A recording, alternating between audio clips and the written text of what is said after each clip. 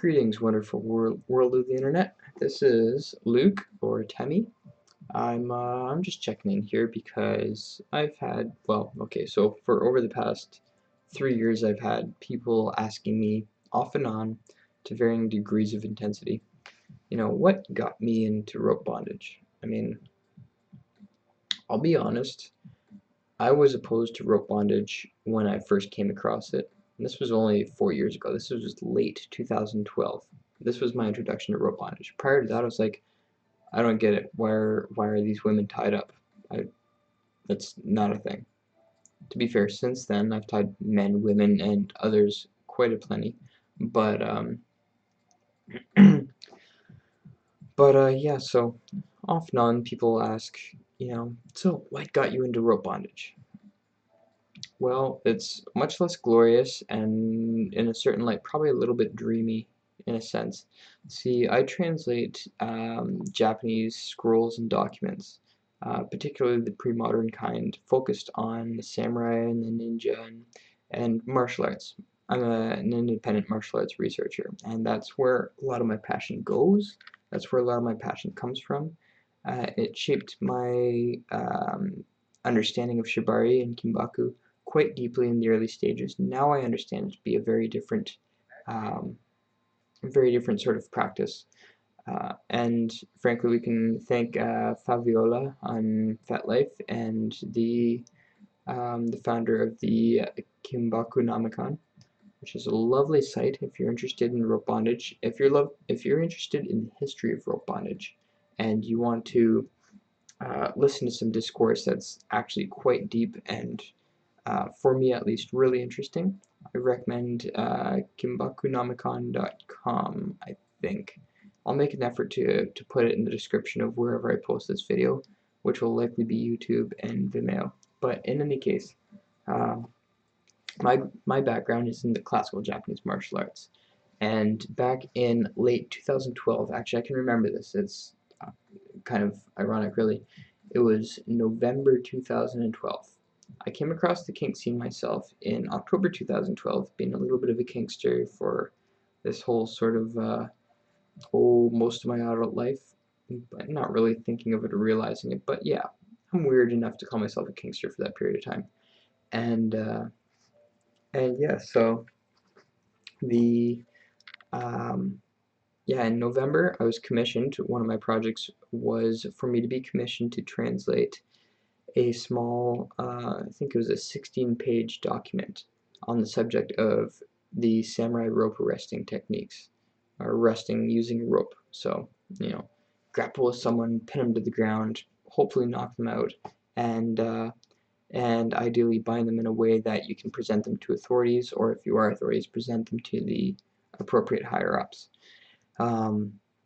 So this was like a really short sort of handwritten document. I had a scan of it, and I was commissioned to translate it for the owner of that document, who acquired that in an auction in Omiya, Japan.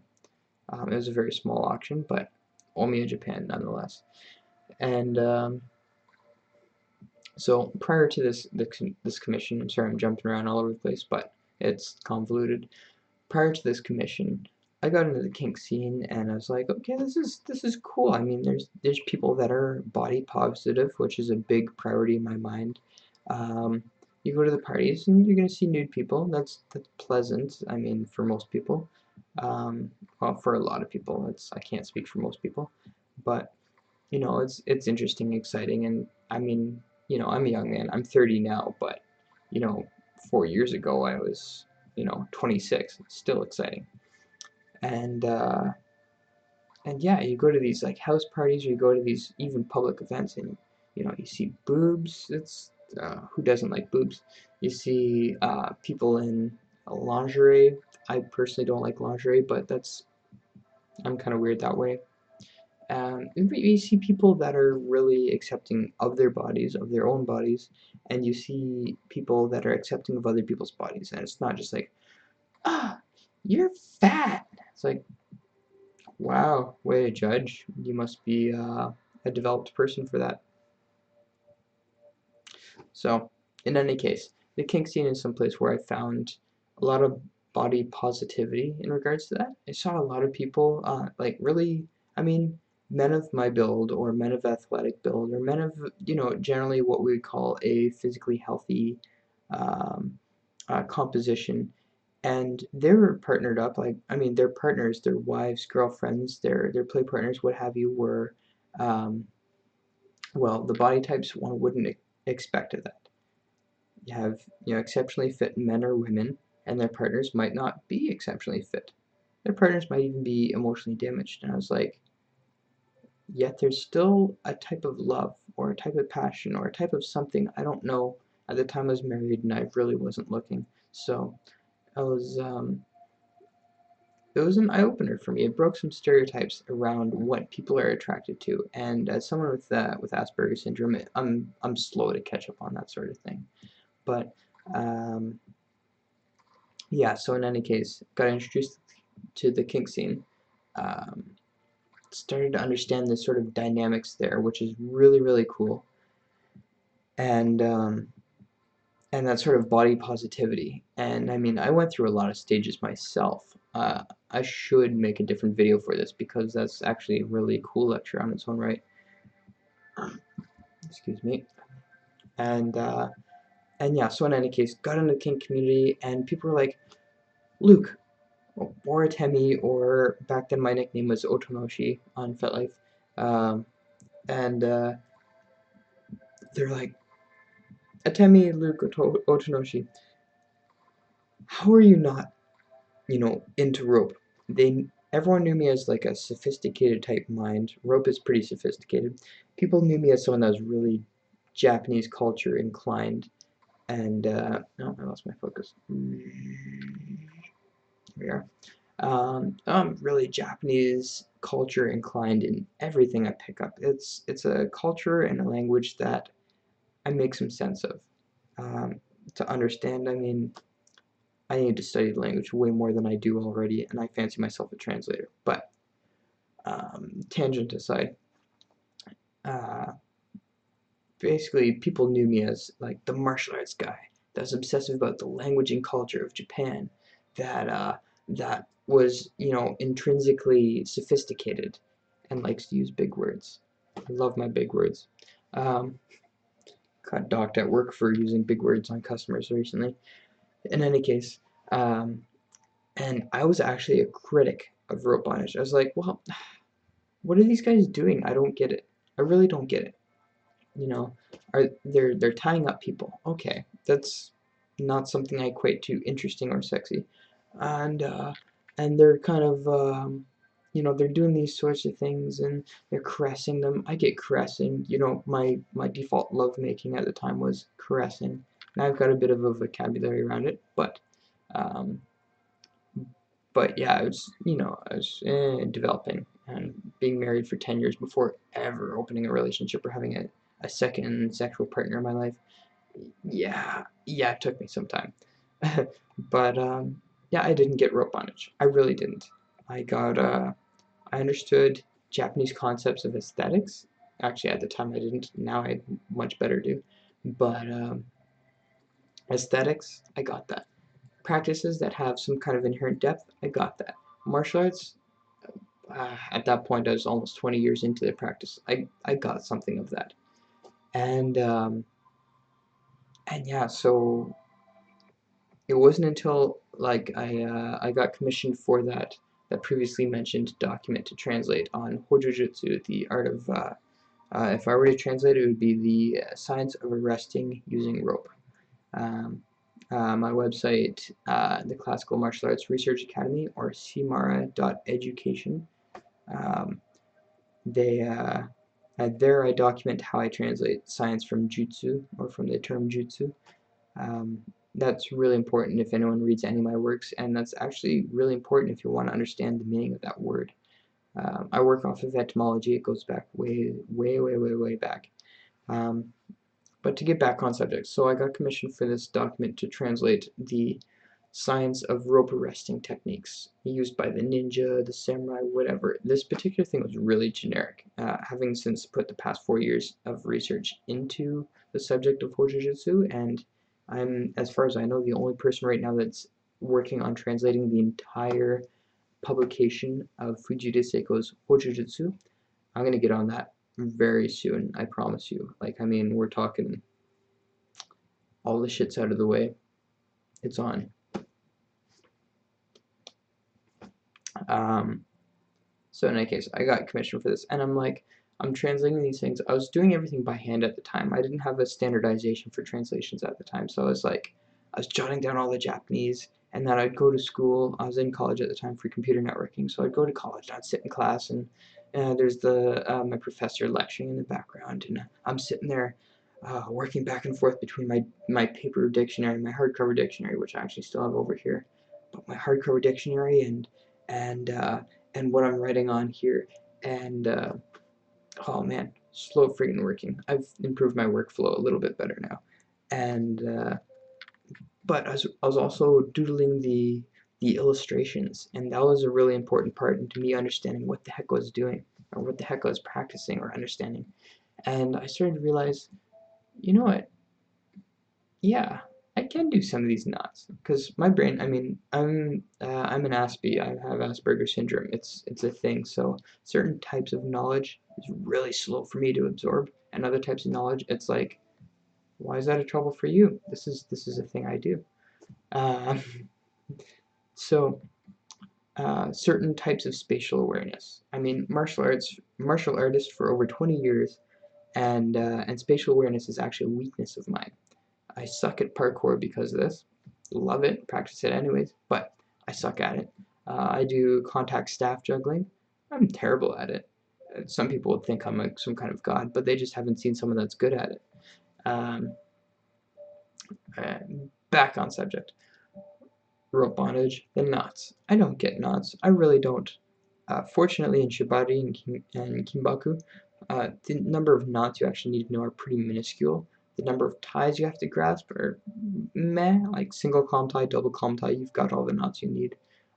If you're towards the Kazami Uranki type of lineage, then you're looking at a lot of Munter's hitches. If you're towards the Kiranaka lineage, you're not going to see that so much. But long story short, even if you're in a part of a practice of Shibari where there's a lot of knots, you're probably still looking at 3 or 4 knots, not, Ashley's Great Book of Knots where there's 500 and some odd knots, or my publication over here, I don't even know what it's called because I don't even bother referencing it, but, ridiculous number of knots. Insert ridiculous number of knots here. No need for that shit. Not for Shibari, not for Hojujutsu, not for rope arresting techniques, nor rope bondage. So I managed to compensate for my lack of spatial awareness and a grasp of how knots work by the fact that there's very few knots you actually have to understand. The rest is understanding the box tie, understanding the single column tie, the double column tie, understanding how to do the dragonfly tie. I just realized this is really focused on my face. The dragonfly tie where the arms are together in front or behind, and it protrudes the breasts, etc. So those sorts of things. Those notions of such allowed me to sort of circumvent the fact that when I see a knot, unless it's a knot I really intrinsically know, I don't grasp it at all. So Shibari really sort of helped with that, and translating this particular document allowed me to sort of realize these knots aren't too hard when you sit down and really try and recreate them and then practice them and then implement them. Then they started making sense, and that meant a lot to me. It made me realize even when my mind is wired a certain way, I can circumvent it through relating it to something I'm interested in. Rope bondage at the time I was not interested in. I was interested in the martial arts stuff, the rope arresting techniques, and that's where my excitement was. So accordingly, that was the sort of thing I practiced with the primary partner at the time. For the sake of discretion and disclosure, I'm not going to reveal who that was, but my partner at the time was very interested in rope bondage. She, right off the top, her first experience with it, and she realized there was something going on there. I even had her a couple times get suspended by the awfully well-known Osaka Dan, who at the time was in Toronto. Now he's traveling around, and I believe he's back in Australia now. But yeah, I used to ask him at the subspace parties down in Toronto, Ontario, that you know, if he could tie my partner at the time. She was all for it. He did his job, and yeah, it set a standard. I wasn't at that level at the time. I'm frankly not at that level now, but um, now I'm at least able to satisfy people with my technique and experience of rope bondage. So that's the hyper convoluted background there. I got into rope bondage because of the martial arts stuff. I started to realize the knots started to click. I could do this, and I started practicing on my partner. And there were some requests from other people, and so I did that thing. The real trick, and I'm gonna parch myself here. The real trick was, or the real not trick, but the key point, the point where this became something more, and this is where it became therapeutic and deep and really important to me, and it was something that, frankly, rope bondage saved my life. This is where I got divorced. I got dumped. I got dumped after a 10-year relationship. It was really hard, as anyone might imagine. Even as someone with Asperger's, where we have to learn how to sort of experience our emotions and our feelings, and that gets built up over time. Well, this was a quickening for me, to say the least. And I had, frankly put, a really terrible experience of the whole thing. My ex-wife-to-be, I don't know what she went through. The communication wasn't quite there because it became about me an awful lot, and even if she did tell me, I didn't hear it. It's a shame. I'm not proud of it. It's regretful, but I can only speak to my side of things. And yeah, when I was the things I did that caused the the final straw to break the camel's back sort of thing, all that stuff crashed and burned, I was in a very miserable place. As someone who's been in the martial arts for a long time, I know that you can turn to a practice to help as a therapy for whatever it is you're experiencing in life. Now, I'm not too sure what tipped me towards rope bondage at the time, but that's where I went. I turned to rope bondage for therapy to deal with my divorce and the hardships I was going through. And frankly put, that practice of it saved my life. I would not be sitting in front of this camera at 3:44 a.m. right now having Shibari to act as a medium of therapy for me. Now, there's 2 points here that allow it for it to act as a therapy, and I think this is really important for anyone interested in rope bondage or anyone that's interested in something a little bit deeper than just tying up pretty, mostly nude girls and whatever might come after that. So, one of the things was that for it to be a therapy, you don't just tie people half-assedly and all this idiotic stuff. No, there's something in psychology called the flow state, and Wikipedia has a great article on it. It's mostly derived from a TED Talk, but there's a phenomenal article on it, and on Wikipedia, and it'll express that better than I can. But in short, doing a practice or technique that's within your skill level, yet challenging, that's highly technical, yet something that you can kind of put into autopilot in your brain. This allows you to reach something we call a flow state, and this is common in the flow arts, or contact staff, or poise spinning, or these sorts of things, fire spinning, for example. You want to reach a sort of flow state where the activity you're doing with your hands and spinning them around, I mean, my staff's over there, girlfriend's hoops are over there, it's a thing. You want to get into that sort of flow state. Now, my first experience of that, where I really solidified that, was in rope bondage. Anyone that practices the futomomo, the thigh tie, or the chicken wing tie, as it's sometimes called, usually when you get into the technical stuff, you start doing the macrame things and pulling the rope, and you start to get into this sort of zone. Another way of describing the flow state is being in the zone, but it has to be technical exercise. It has to be within your skill level, but still pushing the boundaries on that. And it has to be something you can delegate into the background of your mind. It ends up being incredibly therapeutic for that. Oh my god, we're at 20 minutes already. So it ends up being incredibly therapeutic for that, and that is what I chased after in rope bondage, and it worked. It took a period of time still. It was, oh geez, when would I say that I concluded? Um, Not too long ago, actually, and I actually lost my inspiration in my artistic practices because I got over the trauma of my divorce and my breakup there. Turned out that was driving a lot of my motivation, which is really weird um, in a proactive aspect, but in a retroactive aspect, that makes perfect sense. If I turned to rope bondage as a therapy, and then the therapy did its job and I got over the trauma I was suffering through, that's what's going to happen to the inspiration that comes from that trauma, right? That being said, look at any classical artist that became really famous. Picasso, Monet, these sorts of characters.